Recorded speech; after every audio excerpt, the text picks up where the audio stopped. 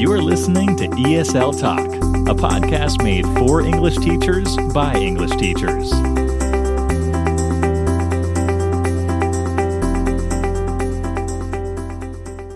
Hello, welcome to another episode of ESL Talk. Thank you all for the positive feedback so far. I'm Daniel. And I'm Faye. Today's episode promises to be another great listen. Excuse the pun. Right. That's right, Daniel. We will be discussing all about effective listening skills and the use of authentic listening for ESL learners. Listening is, of course, a crucial skill for our learners, and I think we could all benefit from new methods and ways to deliver learning material to our students.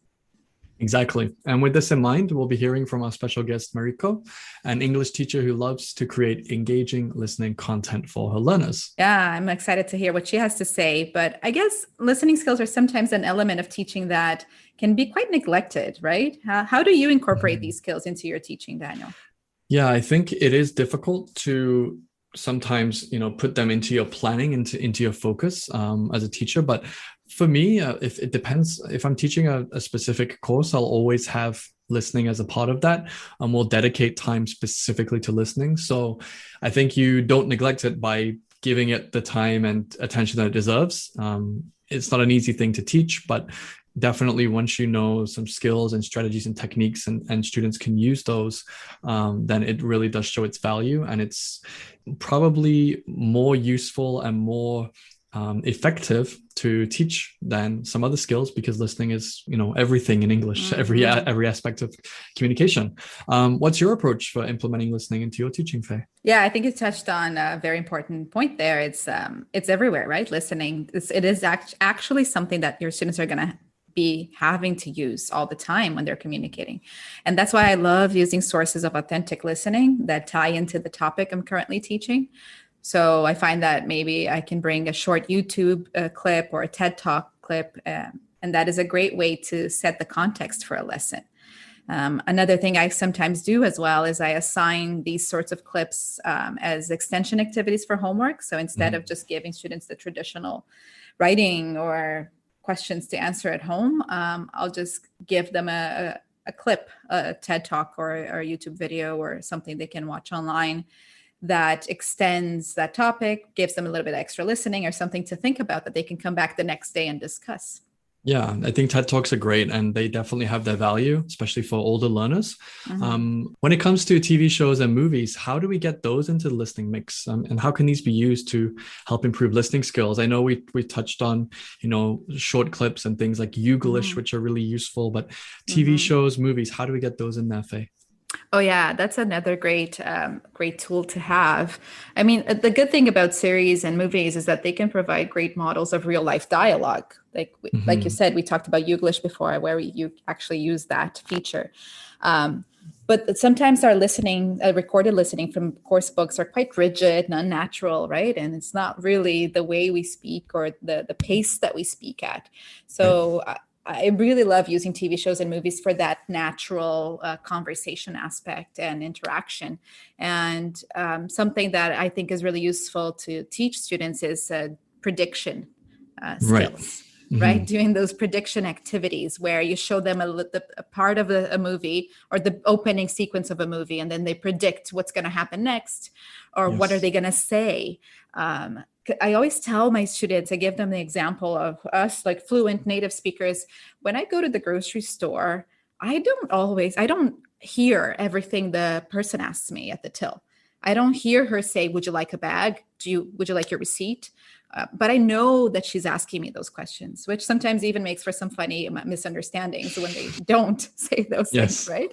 Exactly. But we know, we understand what they're saying because we predict it naturally, right? It's the context. So I think those skills are great. Those activities are great for movies and TV shows, especially like thriller movies or, more tense movies where there's a fight or there's something like what's going to happen, or showing them a clip without the sound on. And what are they talking about? Are they arguing? Are they happy? Are they sad? Right. Yeah. So I think those are just simple things you can do with not a lot of planning, not a lot of experience, and it doesn't take up a lot of your time. Right. Yeah, I would definitely suggest those kinds of activities. And I think, as you said, showing a TV show or movie, it has to have activities and it has to be broken down. Otherwise, if we fall into that trap of just showing a 30-minute TV show or a 90-minute movie, it's not really going to have much value for your learners. They'll probably enjoy watching it, but what do they get out of it in terms of learning English? Right. So we've talked about TV shows and movies. Now, obviously, we are speaking on a podcast. Are there any specific podcasts or tools that you would recommend to English teachers that their students could use? Yeah, I know a lot of teachers already recommend 6-Minute English by the BBC. That's a really good one because, like you were saying, it's segmented, it's short, easily digestible for our learners. So that's a good way for them to get started. Very relevant to all students that are learning English. But what I like to do is I always like to ask my students what their interests are. And then I give them some recommendations based on that. I mean, obviously, you'd have to know a lot of podcasts in order to do that, but you can always go home, do some research, and then go back and tell your students what you found. But I really like podcasts myself. And so I find that often when students tell me, oh, I often ask them, what kind of movies do you like? What kind of books do you like? And they say, oh, I like mystery novels. I'm like, oh, you should listen to Serial, this really amazing podcast about this guy that was maybe wrongly convicted and stuff like that. Allegedly, right? So it's like, you can let me know what you think after you listen to it. So that kind of thing is really interesting for your students. So it's relevant for them. So I think that's a good way for them to start with the podcasts and things like that. And for audiobooks, I take the same approach, but I try to recommend something that's a little more young adult or even children's books because it's easier for them to understand the language, the pace. Actually, if anyone out there is a Harry Potter fan, the audiobook version of Harry Potter narrated by Stephen Fry is amazing. Oh, wow. I would love to listen to that. Really good. So I definitely recommend that. And now, Daniel, how can we add effective listening activities? So in terms of the actual activities in our classes, how do you think we can add those into our planning and lessons more easily? I think, we have to think about the big picture. We need to think about the goals and the aims for that lesson. So how do we achieve those aims through a listening activity or a listening task? So in my lessons, perhaps I might show a video where students have to listen for statistics, figures, years. There's one really nice way to do it at an academic level. At maybe a less advanced level, it could be more about listening for the W questions and answers, the who, what, when, where, why. Because as English learners, if you can comprehend those W's in a situation or in a text or in a listening, then you can pretty much build a good understanding of what it's about. So if I know who's speaking or who are the people in the conversation, if I know where they are, if I know what time of day it is or what period they're speaking from, what's the topic, why are they arguing, why are they disagreeing, why are they agreeing, then I can build a really good image in my mind. So those kinds of activities can be really effective. Another one, like you said earlier, is give them a sample, give them a minute of a conversation or 2 minutes of a conversation and predict, what do you think will happen next? And base that on what you've heard already. So we can use those critical thinking skills, those analysis and evaluation skills. And for fun as well, maybe show a dialogue or show a couple arguing or show two friends playing. And what are they talking about? You fill in the gaps. That is always a hilarious and really fun way to kind of, use listening skills in a way that's a little bit more original, a little bit more unique, instead of just playing a track on a CD or an audio and saying, listen to this conversation for 10 minutes and answer all these questions. So yeah. Yeah, you just reminded me. I used to use Mr. Bean clips. I know it's kind of outdated now, but there is no dialogue, right, in Mr. Bean. So I very little. Very little. It's mostly noise and grunting, but I liked to show that for students to predict, and then they think they're going to listen to when I put the audio on, and then there's nothing, and I'm like, you can understand a lot more without listening, even if there's no audio. So to kind of build that confidence that I can get more than I think I can, right? Yeah. Now, in terms of exam prep, I know you're the IELTS person to ask. Listening in IELTS is its own section, right? How do you find materials to teach this for your students? This is tricky to teach students because listening it is a skill and you can teach it, but it's very difficult for students to comprehend that, oh, listening is something that I learn. They just think it's something that happens, just naturally. And it does to a certain extent. But with IELTS and exams like that, I'll always base listening activities around, familiar subjects, common themes, and things that might come up in the exam. It's pointless listening to a 20-minute lecture on space exploration if there's no opportunity for you to actually hear that in the exam. So it has to be material that they might actually be tested on. And then I not only connect that to the rest of my lesson, but I make sure that, for example, if it's a four-part or a 2-hour exam, it's reading, listening, speaking, writing, that they're all connected, they're all the same topic, or they're all similar topics. So I think make sure that it's a topic based, it's connected to the other skills, and then that way it makes it a lot easier to teach that to students. So why do you think so many ESL teachers find it difficult to teach listening? Like you said, it's something that we can teach, but why is it so difficult? Well, I think you might agree with this as well, that as teachers, we're not taught this is how you teach listening. This is how you share listening. It's just one of those things where it's part of speaking, it's part of reading, it's part of writing. So that's listening. It's just kind of unspoken and not really given the attention it deserves. So I think we find it difficult because we don't know exactly what to do. It's not really specific enough and focused enough to teach it individually. We just think, oh, well, let's do it as part of this. Speaking is part of listening. Writing a response to a video or a dialogue or a conversation, that's part of listening. So it's difficult because I think a lot of teachers don't feel comfortable because they've never been told, okay, here's 10 activities, here's 20 activities, here's 5 strategies. So I think that's probably the main reason why. But what are your thoughts on this? Yeah, no, I totally agree. It's like, it's hard to learn these are the ways we teach. There's no set rules for that. But also I think it's daunting because students often have high expectations when it comes to skills like listening and reading. They, like you said, they think, oh, you just learn it. You just know, or you don't. Or they come thinking, this teacher's going to make me listen. They're going to teach me how.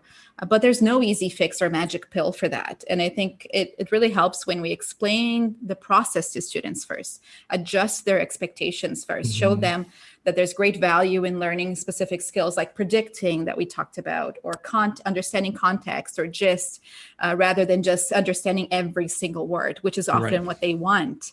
But showing the students that that's not all there is to listening is really important, so that you adjust that and then they're not disappointed and you don't feel so pressured to teach them how to listen, right? So I think that's a lot of it is adjusting their expectations to what you can actually do for them. And an inspirational teacher of mine once left quite an important quote on his classroom, and it always kind of stayed with me, which was, you have 2 ears and you have 1 mouth. So it's very profound. So that always makes me realize that we should always listen more than we speak. Yeah. And when it comes to teaching listening, the more we listen, hopefully the more we can learn as well. So just goes to show that listening as a skill should be equally planned and taught alongside the other skills. And this can help our students a lot more than just kind of throwing it in with everything else. Right. And we can definitely achieve this in a variety of ways, sometimes more quickly and more easily than we think. Right, exactly. So we're going to move it on to our interview portion of today's podcast. And our guest, Mariko, is going to elaborate on this topic a little bit further, share some of her best practice for great listening skills, and how to use these listening skills and activities to benefit our ESL learners.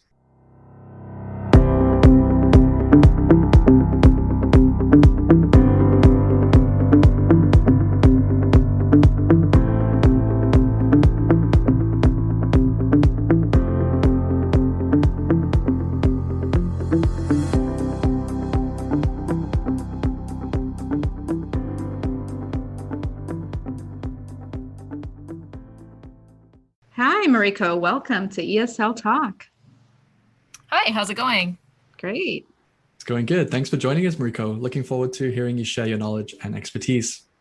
Thank you. It's a pleasure to be here. I've actually listened to a bunch of different podcasts, and it's really exciting to be part of one. Nice.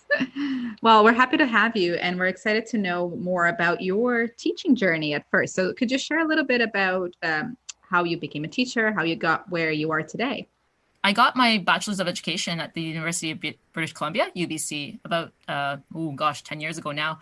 And I started teaching secondary school, high school students. But at the time, sort of like full-time contracts were scarce and things like that. So I decided to sort of upgrade and get my TESOL certificate. Maybe thought, oh yeah, I love teaching. I think I can do it teaching ESL as well. And I really loved teaching international students, also adults, because they were motivated to they really wanted to learn English. I'm also Japanese Canadian, second generation. So in a way, I grew up with family members struggling with learning English in my family. And so having that kind of experience, knowing how it's really difficult, once you become an adult, you don't have that same exposure growing up with a language to be able to, put that time aside to learn something new and to practice it in real life situations, right?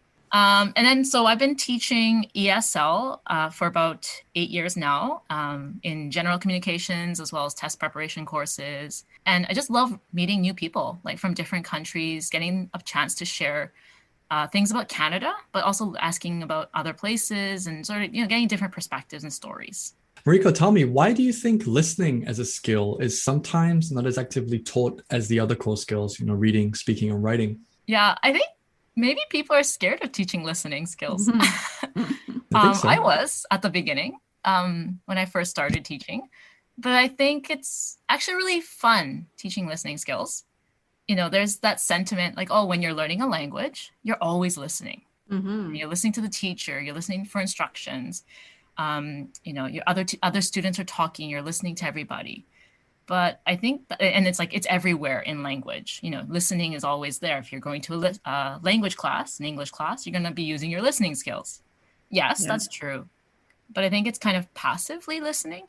And a lot of people, they shy away, especially teachers maybe shy away from doing more listening in class because it's difficult. It is difficult. It takes a lot of time, patience, attention, not just, for the students, not just attendance in a class or a course. Right. But definitely, I love teaching listening. It's hard because maybe the resources are there, but we're afraid to use them sometimes. But I love getting that moment when students have that aha, I caught the answer, or I got what the guy was saying.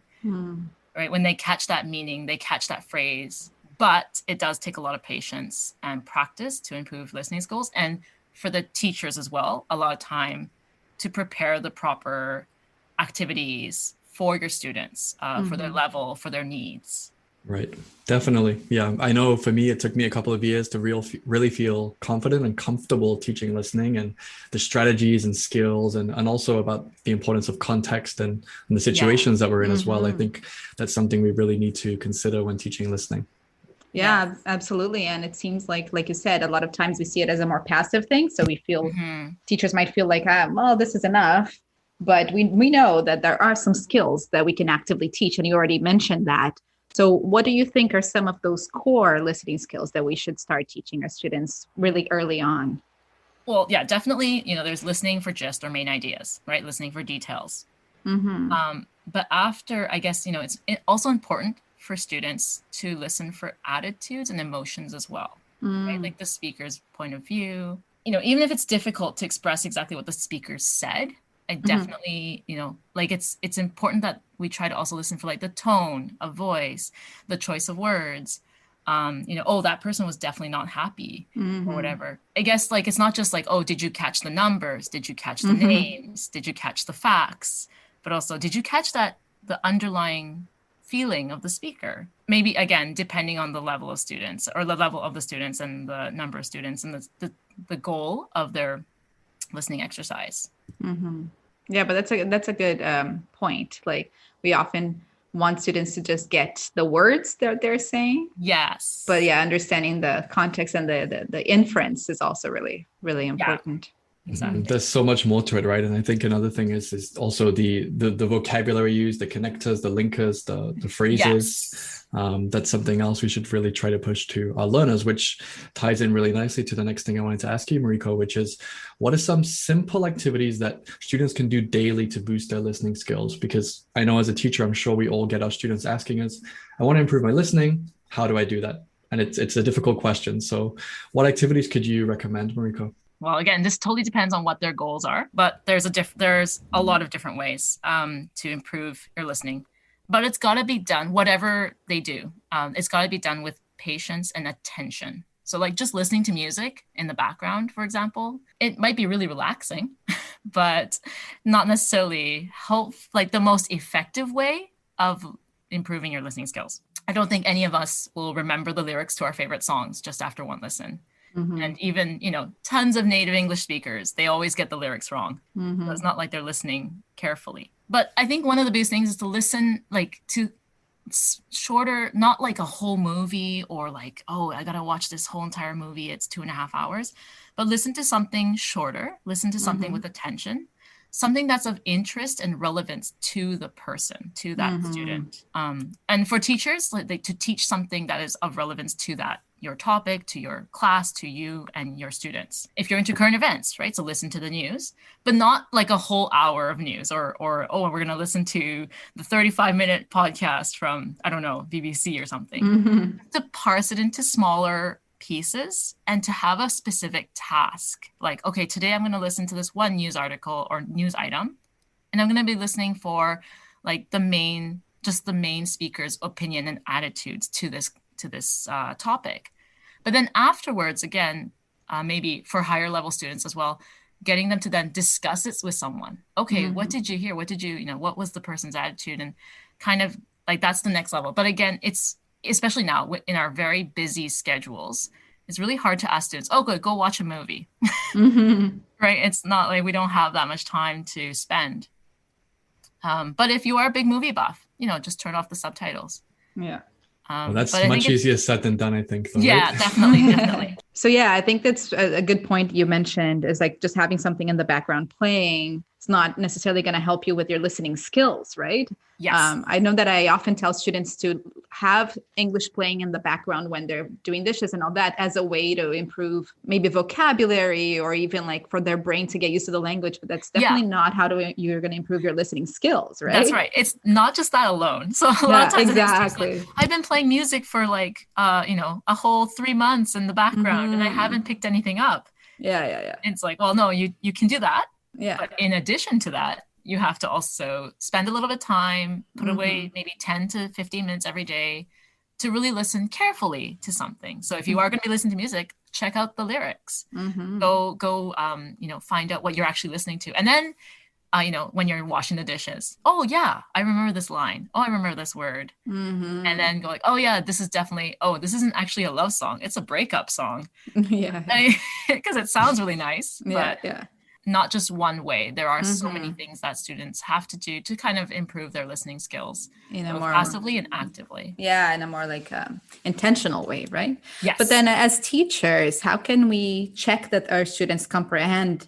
Yeah, we always have the wide range of, tasks and exercises. Oh, which ones are true and false? Fill in the blanks. Let's do discussion questions. And I think those are, of course, like the starting point. Like this is where we should start as a foundation, have these tasks available. But then if students, let's say, start to digress and discuss what they were listening to, but in their own way, I think that's really important because they're comprehending at another level. They're now going, oh, I don't agree with what friend A said to friend B. And I have a friend just like that. That really shows they're not just listening for the words or the vocabulary words that were listed today in this lesson. They're really starting to comprehend the deeper meaning of the conversation. And that shows like a different level of listening skills. Yeah, that's a good point. Making it more personal and you can actually, as a teacher, know if they actually got it or not. Yeah. So, or of course, as teachers, that definitely start with your, listening for gist. So basic questions, then move into listening for details. But then after that, a lot of teachers kind of go, okay, everyone, you got the main points. Perfect. Let's move on. And we move into reading, speaking, or writing, or other aspects of the lesson. But we can try to blend that with other things. Okay, now we're going to do more discussion where, we want to know, oh, do you have a friend like friend B in the conversation that you just heard? Who would you agree with, or why would you agree with friend A? Or adding those kinds of elements just so that it becomes more relevant for the students. It's not just, oh, I did this listening, but I don't remember anything I listened to. Right. Yeah. Good point.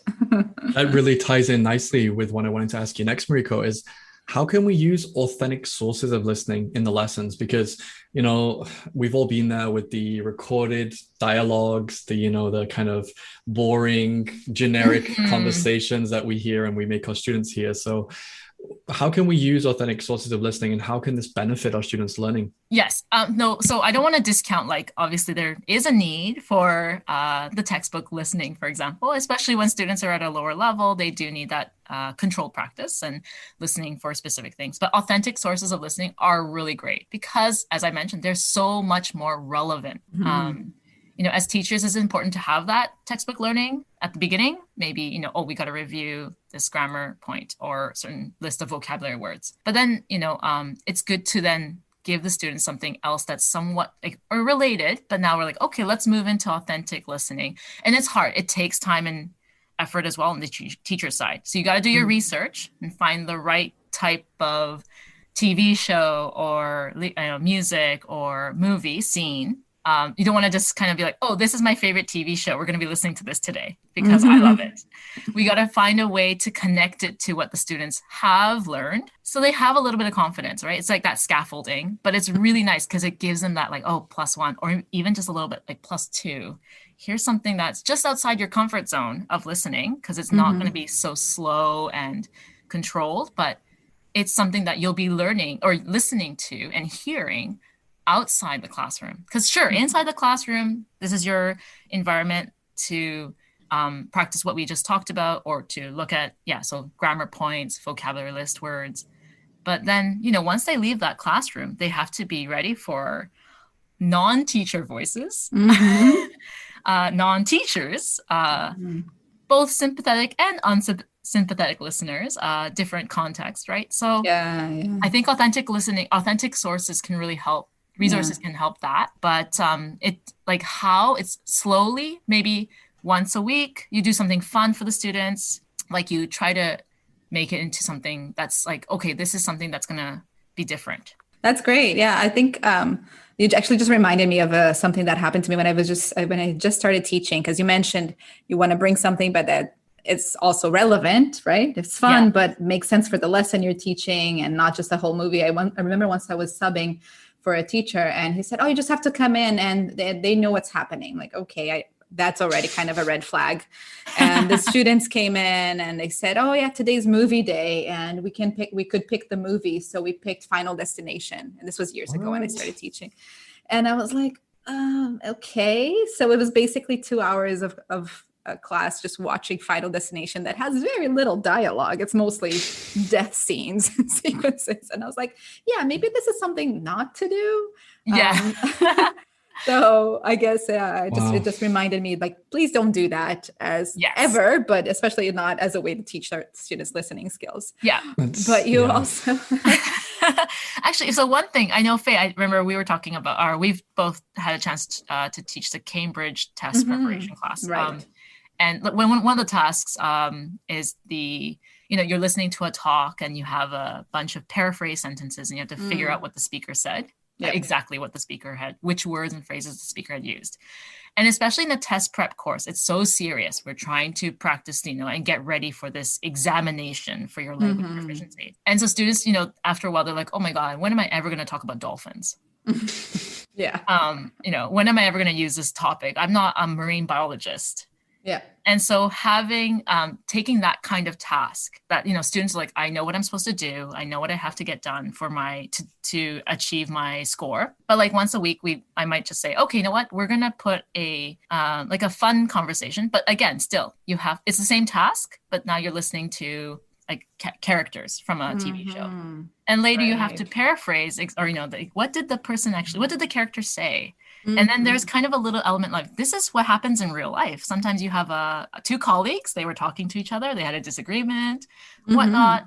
And now your manager is asking what happened? What's going on? What did they say? Right. So it's applicable, yeah. Exactly. Making it so that this test, yes, this is a test. This is an examination. They're going to give you a score. But after this test, this is going to happen again in real life. You're going to be, if you work in an English speaking company or you live in an English speaking country, you're probably going to be asked to paraphrase what happened. What did you hear?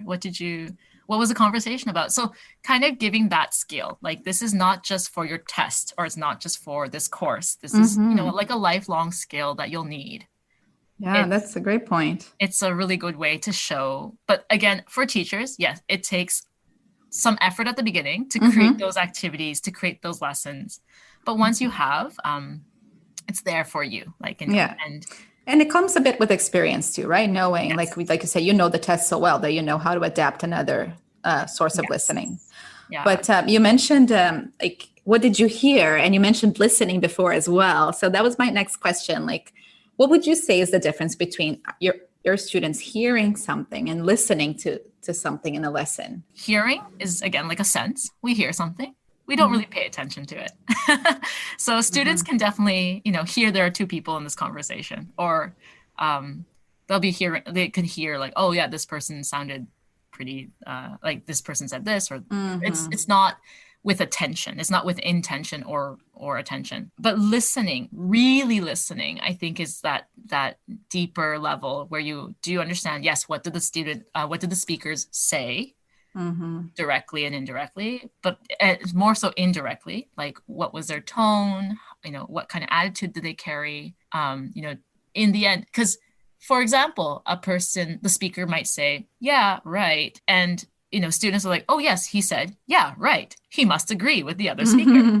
And they're not listening to that. They're hearing the words, right, yes and right. And they're thinking, oh, this is a true answer.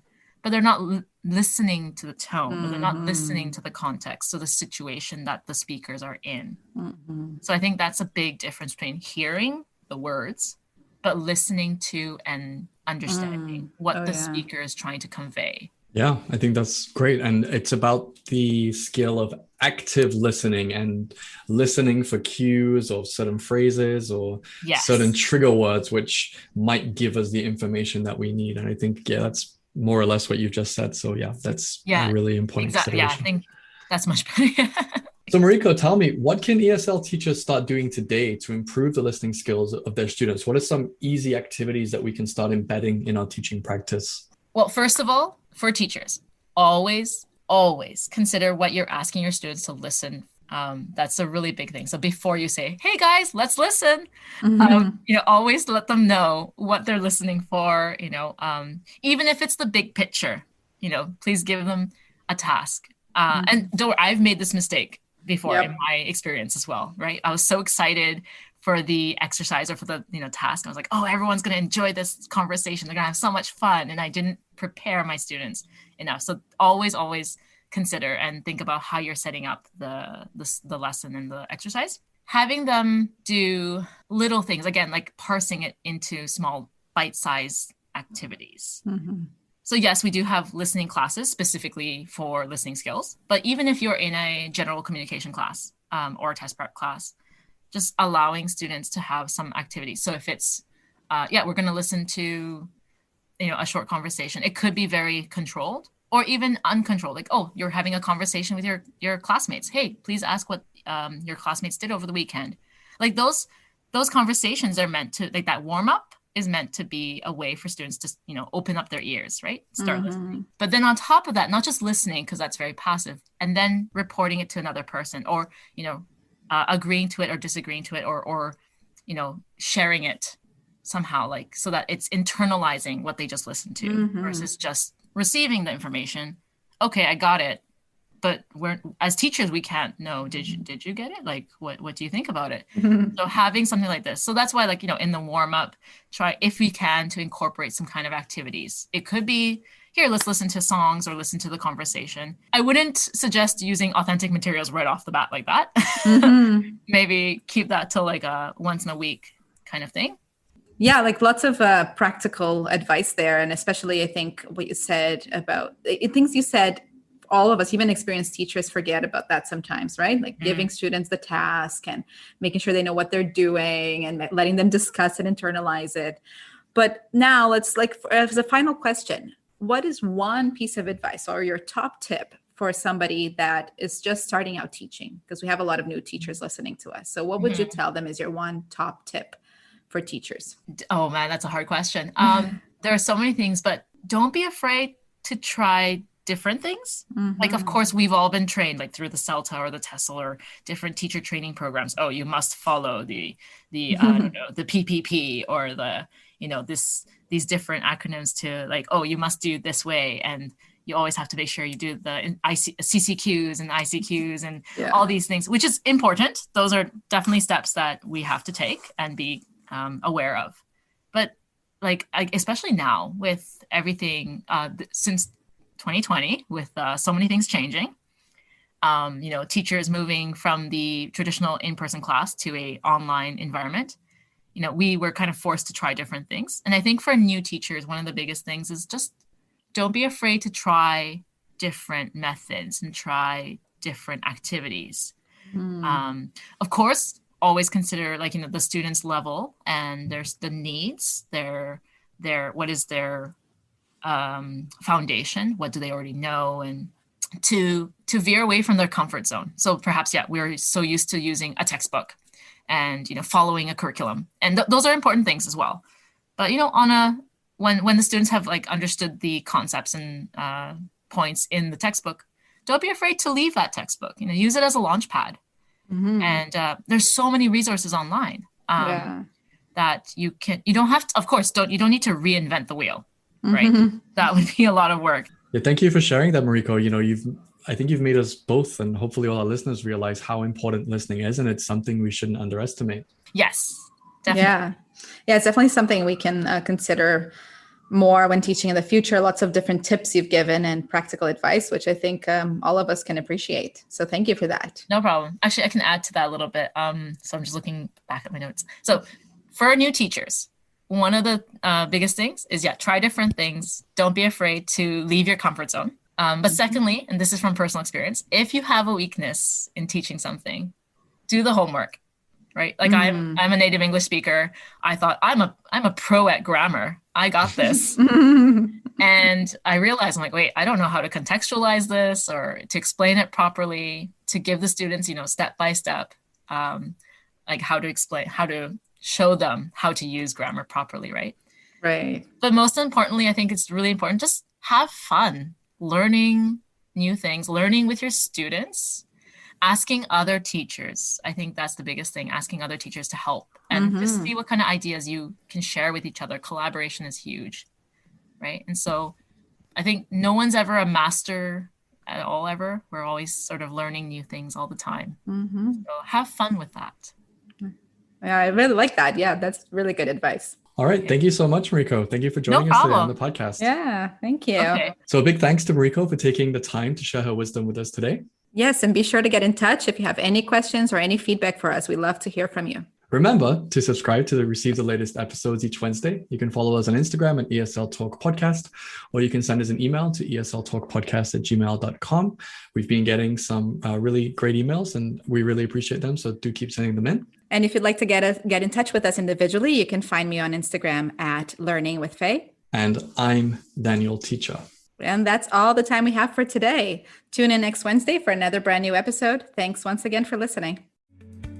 Thank you for listening. Don't forget to subscribe for new episodes and to follow us on Instagram and Facebook for even more ESL teaching content.